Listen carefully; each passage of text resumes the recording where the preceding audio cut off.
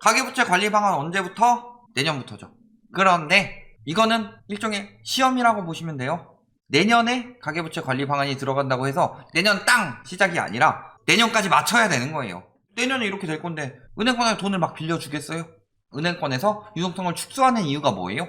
첫 번째는 은행권 자금 확보, 두 번째는 위험한 채권들이 더 나가는 걸 방지해야 되는 거죠. 그리고 우선적으로 회수하고 싶어 하는 거고. 그래서 이미 억제가 들어가기 시작했다. 자, 신용대출은 감소했답니다. 가계대출도 증가세 둔화됐죠. 그런데 유독 뭘 가지고 이야기하고 있어요? 주택담보대출. 그래서 얘들이 통계내는 이 주택담보대출이 다 주택담보대출이냐? 아니죠. 주담대 그리고 전세 자금대출. 그런데 얘의 비중은 미미하고 얘가 주로 차지하고 있다. 그래서 은행권에서 얘가 위험하니까 억제하려고 해서 막아버리려고 그랬죠. 왜? 전세자금대출은 회수가 쉽냐? 생각보다 어려워요. 집주인들이 나몰라라 해버리면은 은행권에서 회수도 어렵다. 그렇다고 해서 수익이 높냐? 그렇지도 않아요. 그러니까 얘부터 막아버리려고 그랬는데 정부에서 야, 실수요들부터 막는 게 어딨어? 라고 얘기하니까 얘를 풀어줬어요. 조금이나마. 그러면은 얘를 조금이나마 풀어주면은 뭐가 막히느냐? 얘랑 얘는 이제 아주 안 내준다고 봐야 되겠죠. 주택, 상가, 오피스텔, 토지 등 부동산 구입 자금 대출, 신용대출을 판매를 한시 중단. 하나은행에서. 근데 문제는 하나은행이 농협이나 국민은행에 비하면 양호한 상황이었는데 이렇게 된다는 거죠. 지금 그 이야기 나왔죠. 농협에서 어디다 도움 요청했어요. 지금 요런 데다 요청하고 있어요. 왜? 얘는 이미 6% 넘어갔으니까. 그래서 그나마 나은데 그러면은 여기 좀 줄이면서 여기 맞춰지면 어떻게 돼요? 앞으로 대출 나올 군형은 더 막히는 거예요. 농협이 어차피 막힌 군형이고 그나마 뚫리려고 하는데 농협에서 이쪽으로 돌려버린다 그럼 얘도 막히는 거예요. 자, 거기다가 주담대 약정 위반 5천억 회수. 주담대 약정 뭐 있어요? 1가구 2주택. 그 다음에 생활안정자금. 보유주택 처분 조건으로 주담대 받았는데 팔지 않았던가. 이거 6개월 내에 팔아야 되죠. 예전에 2년이어가지고 이거 가지고 장난질 많이 쳤죠. 그 다음에 생활안정자금으로 받았는데 주택을 샀다. 이런 것들 다 회수한다. 회수가 가속화되고 있어요. 왜 회수를 가속화하고 있을까요? 은행권에서 저런 거 회수해가지고 다른 데다가 빌려주겠다는 거예요. 지금 저런 거라도 빨리빨리 회수해야 된다. 연말까지 가계대출 중도상환 수수료 전액 면제. 자, 중도상환 수수료 뭐예요? 예를 들어서 10억짜리 집을 사는데 4억을 빌렸다. 얘를 40년. 그래서 원금 1년에 1000만원씩 이렇게 갚고 있었는데 갑자기 10년 내에 집을 팔았어요. 그리고 난 전세 갈 거야. 그리고 요거 그냥 갚아버릴래요. 그러면은 중도상환 수수료라고 해서 몇백 정도의 수수료를 내는 게 있었죠. 사실 이 수수료는 좀 과한 부분은 있죠. 왜? 은행에선 그래서 이자를 안 받았냐. 그런데 채무 관계가 종료된다고 더 빨리 갚는다고 해서 아니 우리 앞으로 이자 이만큼 더 내기로 했는데 그것에 차질이 왔다 해서 수수료 받는데 이거는 조금 은행 측의 횡포에 가깝죠. 사실. 그렇지만 그런 제도가 있었는데 가계대출 중도상환 수수료 전액 면제한대요. 그만큼 농협은 급하다는 거죠. 상한선 6% 해야 되는데 너무 집단대출 이런 거 잔뜩 내줘서 지금 7% 넘어가 버렸어요. 줄여야 되죠. 그러니까 중도상환 수수료 전액 면제하겠다. 빨리 갚아라. 그만큼 지금 은행권의 발등에 불이 떨어졌다는 거예요. 아싸, 중도상환 수수료 안 낸다 이게 아니라 여윳돈이 생겨도 중도상환 수수료 때문에 대출을 상환하지 못하는 고객의 불편함을 해소해 상환을 유도하고 대출 고객의 실질이다 부담을 줄여주기 위한 차원. 저 그냥 입 바른 소리예요. 아, 야, 우리 돈 없으니까 빨리빨리 갚어. 야, 수수료 안 받을 테니까 빨리 좀 갚어. 예를 들어서 내가 여유가 있어서 친구한테 한 100만 원 정도 빌려줬어요. 그런데 당장 쓸 돈도 많고 굳이 받을 일이 없어요. 그러면 또 친구한테 야, 내가 조금 더 늦어질 것 같은데 아, 그래? 천천히 갚어. 이렇게 나오죠. 그런데 내가 지금 당장 생활비가 없어. 전화 걸어서 물어보겠죠. 야, 그 100만 원 언제 갚아줄 수 있냐? 야, 20만 원이라도 빨리 갚아줄 수 있냐? 야, 10만 원이라도. 내일 당장 차비하고 밥값하게 만 원이라도 일단 갚아봐. 이런 식으로 하는 거죠. 똑같은 거예요. 야, 이자 안 받을 테니까 빨리 갚아 내 돈. 내가 지금 돈이 없어. 그거예요, 그거. 기업은행도 마찬가지. 내년 3월까지 중도상환 수수료 50% 감면. 이자는 원래 받고 있지만 상환 수수료도 조금 받을게. 대신에 50% 감면해 줄 테니까 갚을 수 있는 사람들은 빨리 갚어. 이러고 있는 거예요. 은행권에서 중도상환 수수료 감면해 준다는 거, 면제해 준다는 거 무슨 소리예요? 은행에 돈이 없다. 은행이 지금 자금 확보에 혈안이 되어 있다. 내년에 가계대출 4% 예상되어 있고 그 다음에 내년 3월까지 LCR 규제 맞춰야 됩니다. 유동성 커버리지 비율을 맞춰야 돼요.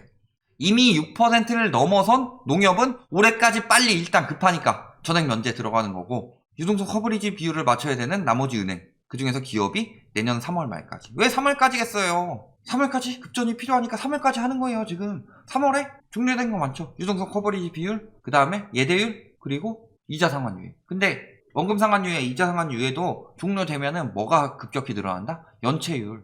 지금 다 유예해줘서 연체율이 떨어지고 있어요. 그런데 어떤 기사들은 그런 식으로 이야기하죠. 연체율이 높지 않으니까 위험하지 않다. 연체율이 높아지고 위험한 사람들은 지금 알아서 유예해주고 있기 때문에 통계에 포함이 안 돼서 연체율이 떨어지고 있는 것처럼 보이는 거예요. 정신 나간 인간들아. 100명 중에서 10명이 못 갚을 것 같아요. 연체를 하게 생겨서 연체율이 10%가 나와야 되는데, 야, 너네는 일단 빼고 나머지 90명에서만 계산하자. 그리고 너네는 3월까지 내가 유예해줄 테니까 3월부터 갚아. 그럼 걔네는 3월부터 통계에 들어가는 거예요. 그럼 그 10명이 들어오면 연체율 10%인 거죠. 근데 그거 빼고서 연체율 계산해놓고서 와, 우리는 지금 굉장히 안전하다. 그러니까 집값 절대 안 떨어진다. 일단 자기 합리화를 한다고 해서 뭐가 달라져요? 타조가 적이 나타나면은 물론 실제 타조의 습성은 다르다고 하지만 땅속에 대가리 받고 있으면은 적이 그냥 안 보이니까 없는 거예요. 똑같은 이야기 하고 있는 거다.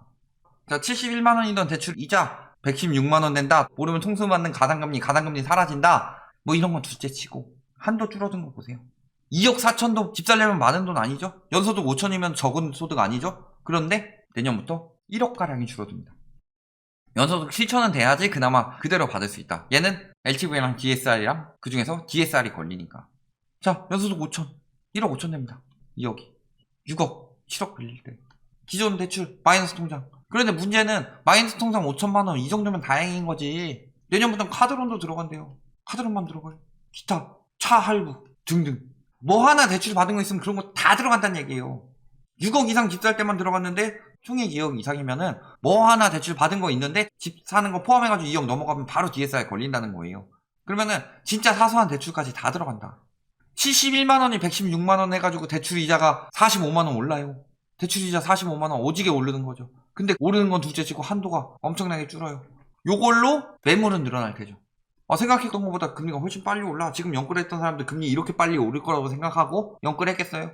그런데 팔려고 보니까 이 사람들은 이미 샀고 이 사람들은 사줘야 되는데 여력이 없네. 자, 오피스텔 등 비주택 대출도 DSR 적용한다. 오피스텔 사세요. 오늘도 오피스텔 규제 피해가는 것처럼 말하더라고요, 기사가. 그래서 들어가서 봤더니 뭐냐? 올해 내로 분양받은 사람들은 중도금 대출, 잔금 대출 DSR 소급 적용 안 되기 때문에 피할 수 있다. 그러니까 올해 내로 오피스텔 분양 받으세요. 홍보기사였어요. 내년부터는 다 걸린다. 그래, 올해 내로 내가 중도금 대출, 잔금 대출 DSR 피해 간다고 칩시다. 피해 가요. 내 걸 사줄 사람은? 사줄 사람이 DSR 걸리는 거예요. 그러면은 내가 더 사가지고 가격을 높일 수 있겠어요?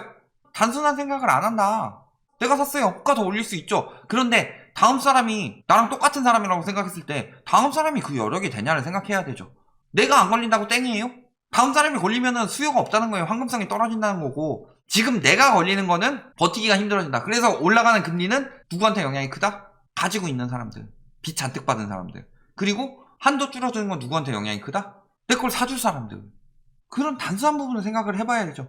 오피스텔 DSR 적용되면 무슨 일이 벌어져요?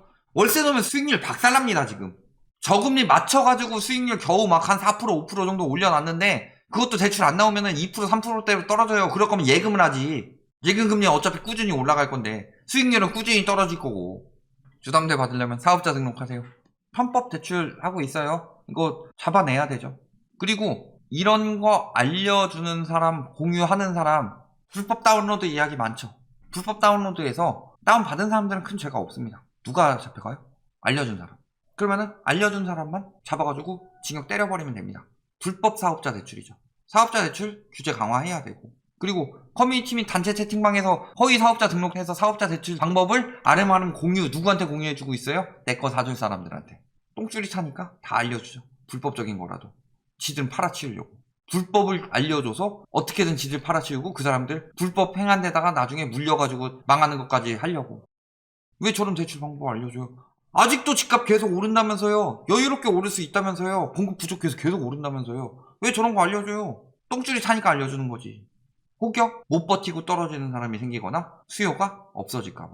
실수요자들 올인. 언제까지예요? 올해 내로 분양 받은 사람들만. 그러니까 올해 내로 분양 받아라. 건설사님들 돈 벌어야 되니까 그 얘기죠. 대출 안 나와요. 민원 급증했습니다.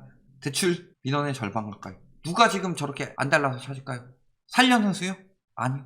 가지고 버틸려는 수요가 더 안달이 났겠죠. 왜? 살려는 수요는 아씨 안 되네. 나도 안 되면 다른 사람들도 안 되겠지? 떨어질 수도 있겠네. 이런 사람들이 많은 반면에 가지고 있는 사람들 혹은 집단 대출 필요한 사람들, 중도금이나 잔금 이런 사람들 과잉대출 경고등 뭐예요? 갚을 수 있는 사람 한 빌려줘라. 원래 이게 맞는 거예요. 자본주의는 이거예요.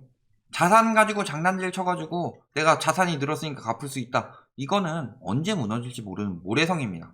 그래서 그것 때문에 바젤 3가 생긴 거예요. 왜? 자산 가치 계속 올라가니까 자산으로 갚으면 되지? 라고 해서 망했던 게 일본 부동산 버블 그리고 미국의 서브프라임 모기지 사태. 이거 두 개의 공통점이 뭐예요? 상환 능력은 생각하지 않고 자산 가치 올라가니까 자산으로 받으면 되겠지 라고 생각했는데 이게 생각보다 커져버린 거죠. 그러니까 은행권에서 앞으로는 이제 갚을 수 있는 능력 되는 사람한테만 빌려줘라. 자산 가치가 어떻게 되든. 자산 가치 떨어지면 그 사람들은 못 갚고 그냥 나가리 할 거 아니냐. 그러면 그 피해 은행이 다 뒤집어 쓴다. 그러니까 그것에 대한 규제를 강화하자. 그래서 나온 게 바젤 3고 그래서 나온 게 DSR이에요. 우리나라가 적용이 늦었다 뿐이죠. 미국 상환 능력 의무 평가 강화, 상환 능력 평가 의무화 다 이랬어요. 우리나라만 더럽게 늦게 도입한 거지. 도입해야 될 시기에 초이노믹스나 처하고 있었지. 결론 대출 안 나옵니다. 올해도 안 나오고 내년도 안 나오고요. 그럼 내후년에 받으면 되지 않겠냐. 그런 마인드를 가지고 있는 한 계속 안 나올 겁니다. 언제부터 나올 거예요? 가계대출 붕괴됐을 때. 지금 GDP 대비 가계대출이 이렇게 올라갔죠. 글로벌 금융위기 터진 이후 미국 이러다가 떨어졌고 유럽도 이러다가 떨어졌다가 지금 코로나나 이런 걸로 다시 들어가고 있는데 우리나라는 이러고 있었어요. 그래서 얘는 여유가 있으니까 대출을 내주는 거고 우리나라는 이제 더 이상 내줄 여유가 없다. 언제 다시 내주는 거예요? 붕괴됐을 때. 그때까지 부동산 시장에 유동성 들어올 생각 하지도 말고 가계대출 붕괴는 그 이전에 이미 부동산 붕괴부터 시작된다.